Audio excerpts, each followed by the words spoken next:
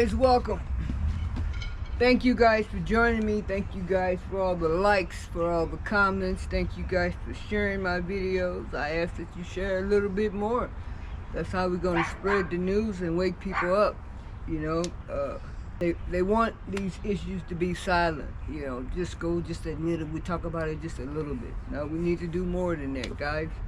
And if you are subscribing on this page, I should tell you that there will be more about abuse, all kind of abuse, in other videos. I won't let the issue die, not on this channel. It won't happen. So, thank you guys. You guys, it is Mother's Day weekend. Happy Mother's Day to everyone. Everyone. It's awesome to be a mother. I know you guys know that. Those of you who don't have children, there's a lot of children that could use your love, you know, a lot in your family. You know, there must be a plan. God has you for another purpose, maybe. You know, I wish everybody happy Mother's Day.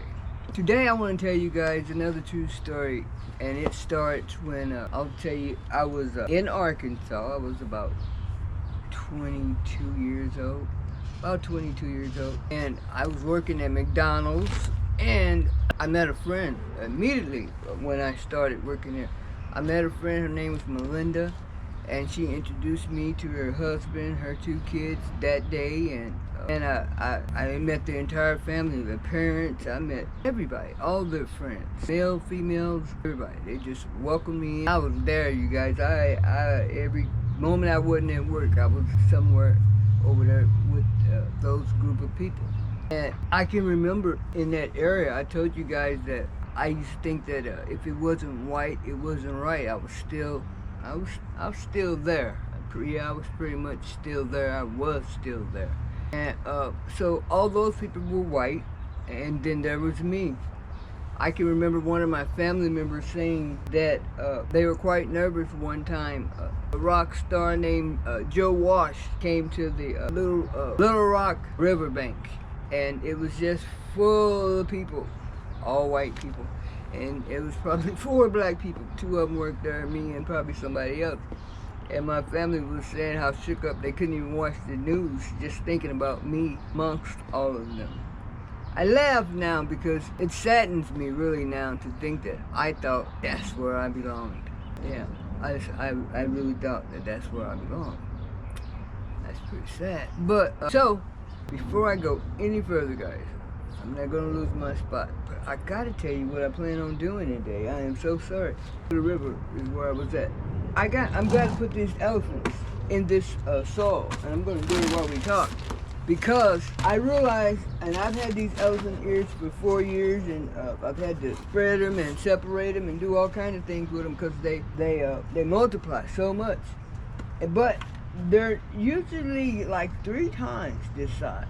And it just came to me, and I'm sure that they're not growing to their capacity is because they're too crowded. They're too crowded. I need to give them more breathing room. You know, so they can show out. Usually in a month from now, I would have to separate them because, man, they are fertile murderers. And so that's what I'm going to be doing today. All right. So I went to the Little River Band, hung out. I hung out with only white people, and we used to go on road trips. And we'd all be sitting around at anybody's house, and somebody would yell, "Road trip!" And man, we'd all just jump in the car, and then we drinking Michelob in the bottle, and or Bush beer. That's what we were all drinking, and just riding down the back roads. And I think of me, wow, me riding down all those back roads like I belong. Sad, it was funny. I don't know. That was me. I was damn. It's starting to depress me just thinking about it. But that's what I was doing. I was riding down back roads on road trips and having fun. I was having fun though. Don't get me wrong, I was having the time of my life. And there was a guy that I met. One of the guys, his name was Wally. Wally, he had red hair. He looked like the guys from, if you guys ever remember 30 something.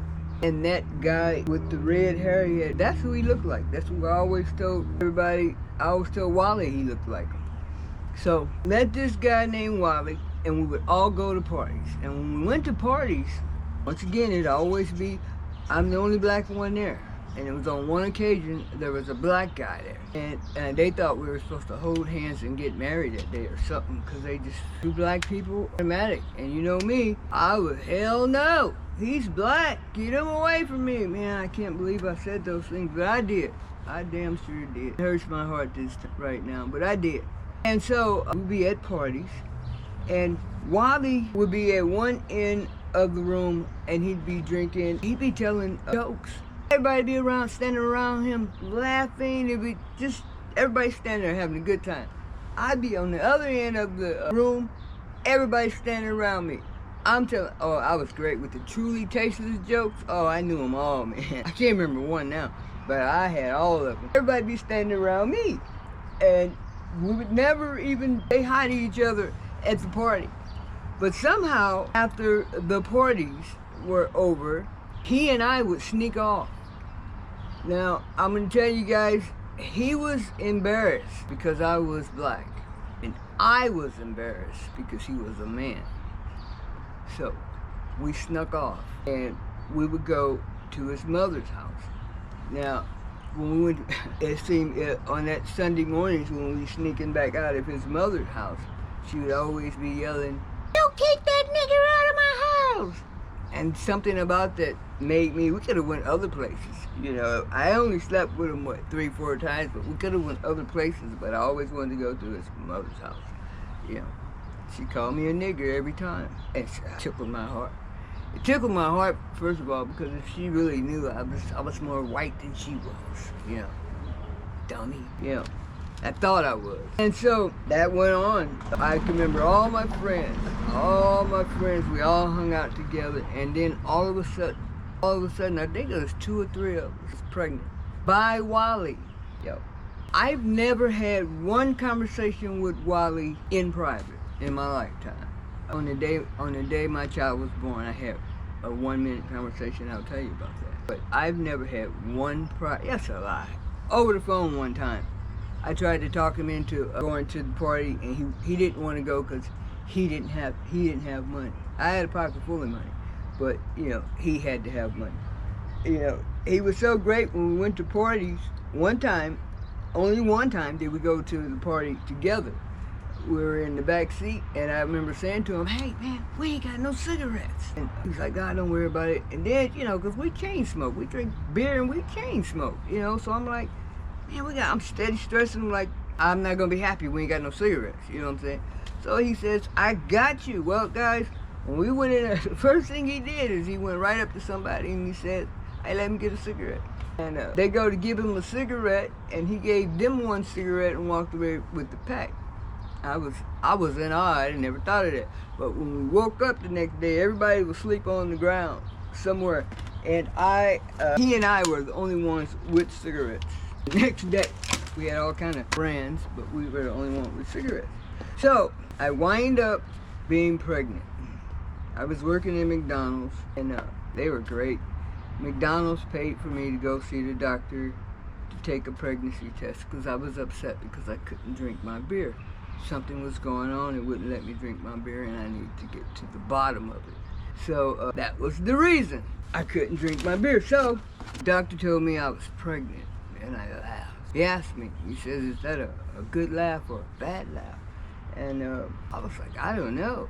I remember they told me as a teenager that my uterus was turned upside down. Now, why somebody would tell me that, or when they told me that, or yada, yada, yada, I honestly don't know. But that is what I thought I remembered. And so when he said that, and I never even thought of, I remember when they were having the health classes and talking about pregnancy and stuff, I was getting kicked out. I remember that, yep. All the lights was out, the boys were in the other room, I didn't even get to stay in that class. Yep. So, but you know, no one ever told me about, oh, be careful, oh, do this, oh, do that. I had no, none of that. All I know is, I liked this guy, which is never no love. I liked Wally. Wally liked me, but we both were ashamed of each other. But we were friends, you know. We were ashamed of the privacy of whatever we were doing. I think so. You know, I was.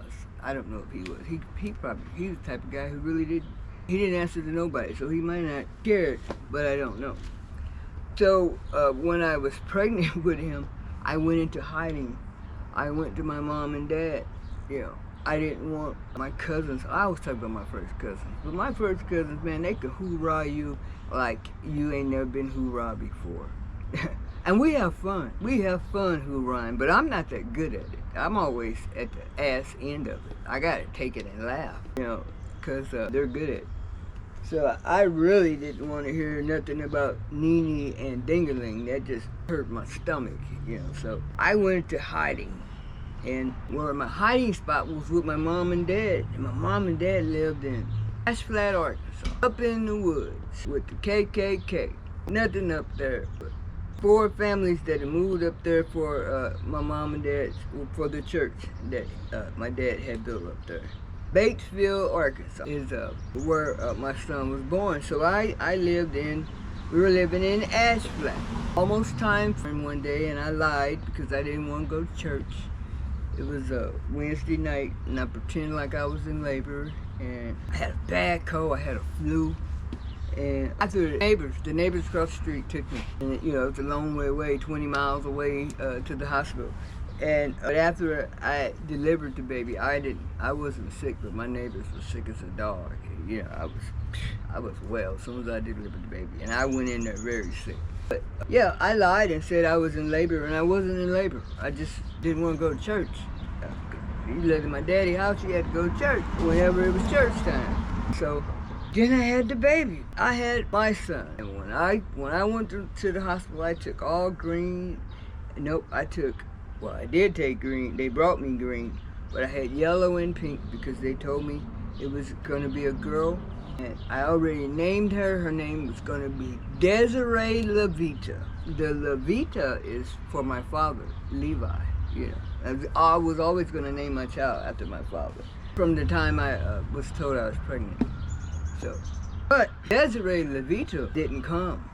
So I had a boy. And guys, that was the first time I fell in love. He was angelic. Now, I thought I was having a white man's baby. Remember, that was what I was supposed to do as a kid. That's what I heard. Have a white man's baby. They didn't tell me the rest, but I thought it came with money. You know what I'm saying? It does not. Let me tell you guys, it does not. Okay. But have a white man baby. And so that's what I did. I tried to make him, I tried to put on his birth certificate that he was white. They wasn't going for that. You know, I mean, this guy, my son, when he was born, he had straight black hair and blue eyes. He had one patch, a solid red hair in the middle of his head. He still gets it now in the summertime. A patch of red hair. But yeah, and he was all white. He surely was. The doctor told me on the second day when he came back to see me, he said, Miss Conley, he says, if I hadn't delivered this baby myself, he wouldn't be leaving with him, because I would say that this baby was 100% white. He said, Miss Conley, I'm telling you, if I didn't deliver this baby myself, there's no way you'd be taking this child home. So I took my baby home. We went in the stay with my mom and dad for a few months, you know, and then I left and I went to St. Louis. It's gonna be harder than I think. I went to St. Louis, guys, and I went to St. Louis with my son. He was 2 months old. And the day that I got there, I went to my Aunt Hilda's house. This is where I joined the Army from. This is where I always lived. Most of the time when I wasn't in the group home, Aunt Hilda, even when I would be in California and my sister would send me back here, I'd go to Aunt Hilda's house. Aunt Hilda's house was my second home. Aunt Hilda always made me welcome, hands down. Wasn't even a thought. I can go to Aunt Hilda's house. Never been turned down ever. So I went to Aunt Hilda's house and I took my baby with me. And the day I got there, my Aunt Hilda and my Aunt Van was sitting in the living room. They greeted me, they hugged the baby, and as I think about it now, they talked me into leaving. They held on to the baby. You know, I went and spoke to my cousins. A little bit later, they called me in the living room and they said, baby, yes ma'am. You guys, I know I've been bad and I know I've done some knucklehead stuff. I know I have. My Aunt Hilda and my Aunt Van called me in that room. Back in that living room, they said, baby, we gotta take him back. What? Yeah, babe, we gotta take him back.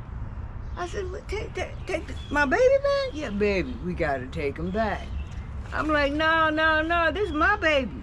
Baby, I had to call my father. My father didn't talk to my aunt. I mean, he didn't talk to him.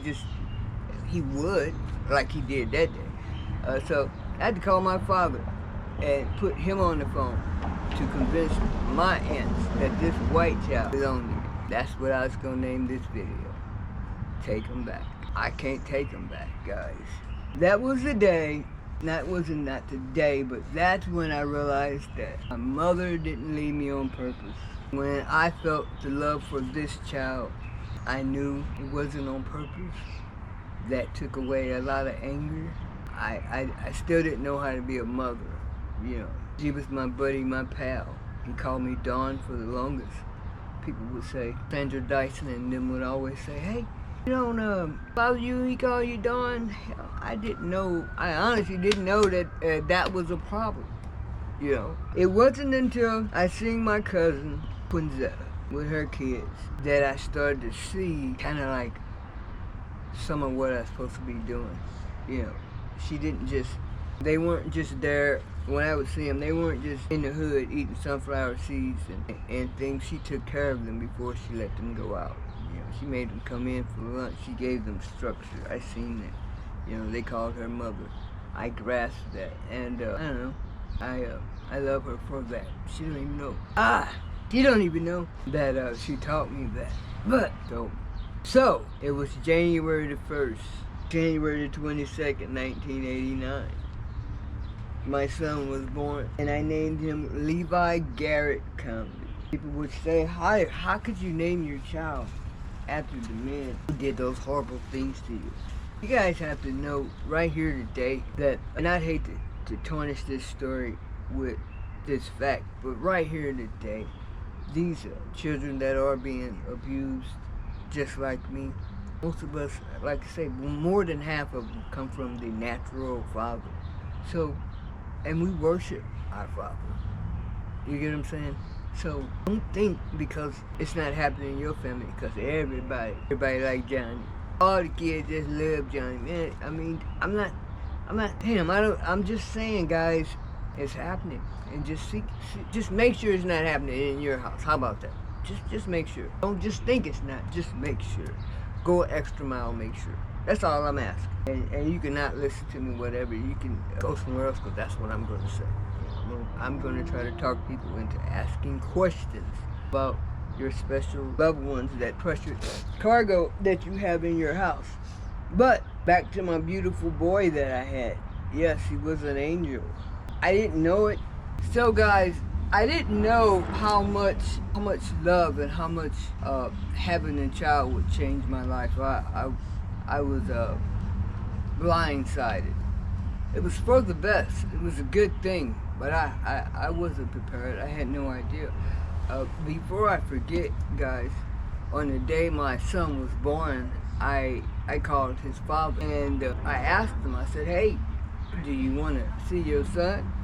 He said, hell yeah. And he said, are you going to come down here and let me help raise him? And I said, no. And he says, well, then I don't want to see him. And that was the last time I ever talked to him. A couple months after then, I got served the papers for child support. I mean, he made me go get a blood test. They gave me a picture of him that I don't have, and they gave him a picture of me and my son. And yeah, I still to this day don't understand why he would have me. Most guys wouldn't care, they just keep pushing. But he wanted to know if that was his kid. I also mentioned that it was like 2 or 3 of us. I know Hope was pregnant, and I can't think of the other girl, by Wally. And I don't know if they were mad at each other, but I wasn't mad at neither one of them. I remember one of his kids was born, and I remember holding him. You know, he had all boys. And before any of us got pregnant, I know he had a boy that was like 6 or 7 years old. And I remember him being rough. I mean, he didn't play pussyfoot with the boys. He was a man's man. So That's all I remember about him.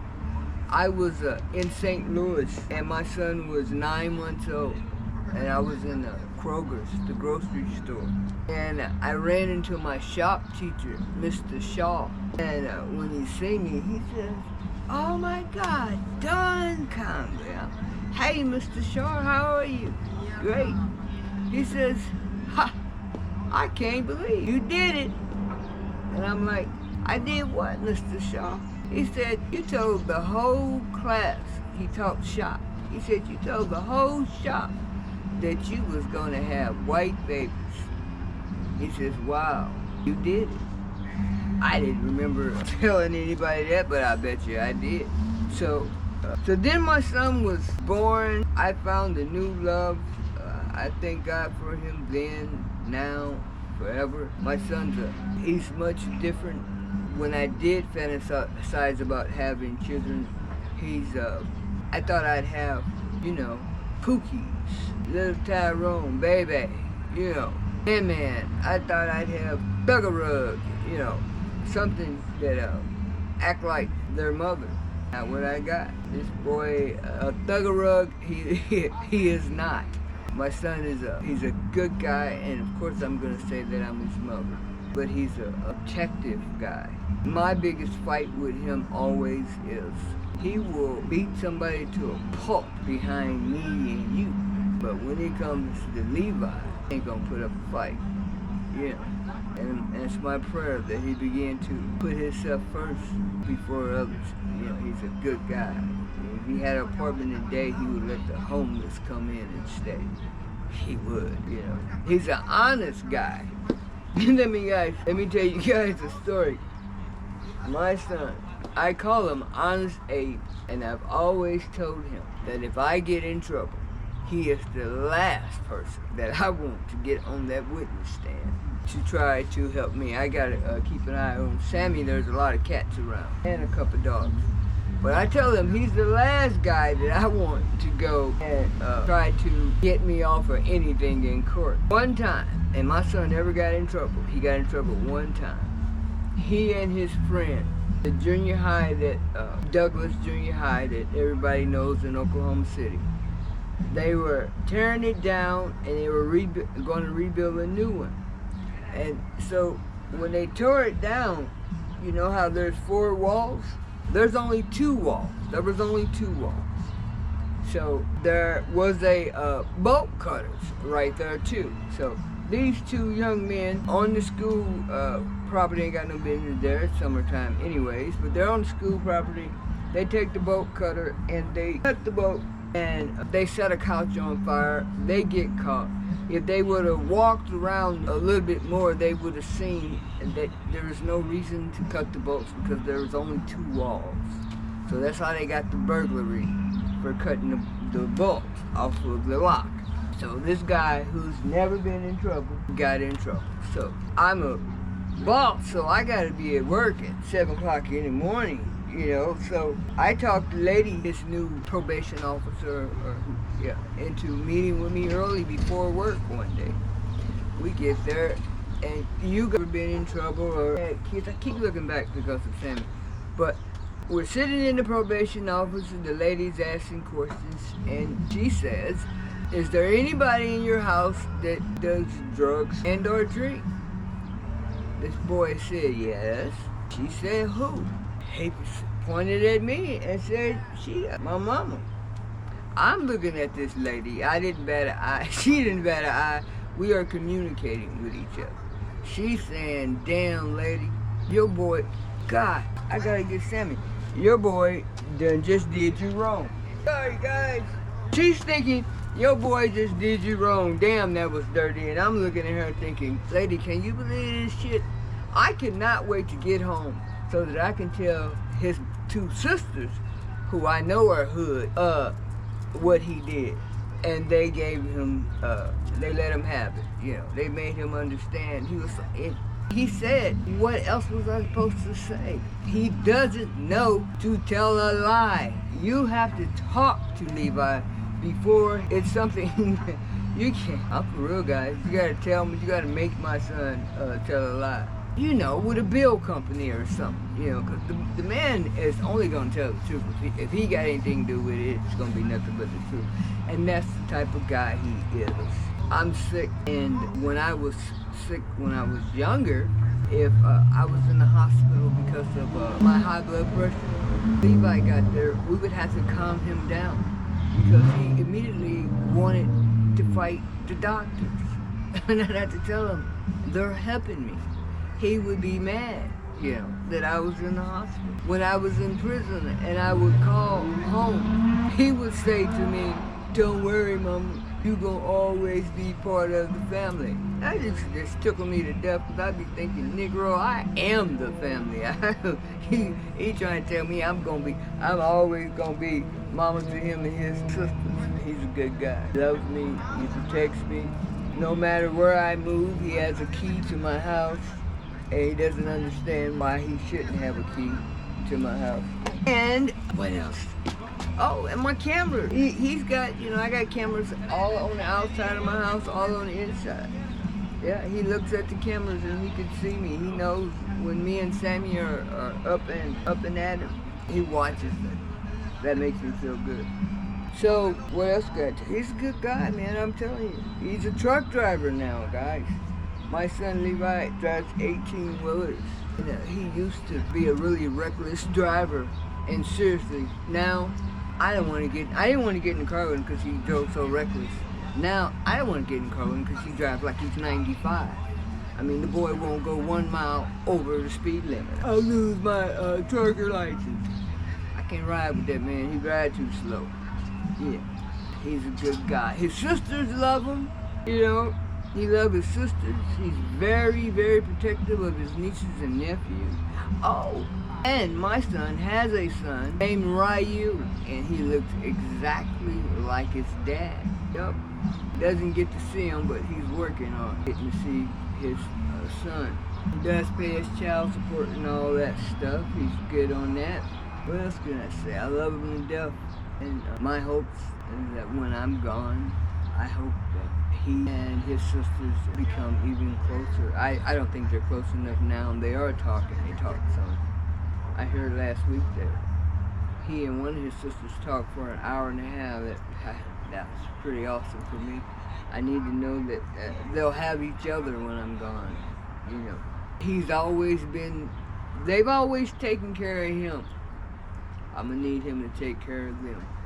You know, I don't know if it's because he's the only boy, but they look up after him, and I'm gonna need him to look up after them because he's the man. I don't know. I love you. I can't say it. I love you, Levi Garrett County, with all my heart. You're the beginning of the best things that ever happened to me. Yes, you are. Yep, he's a good guy. And so, guys, that's it. I can't take him back. I wouldn't take him back. You know, I hope you guys enjoyed this story. And until next time, take care of each other.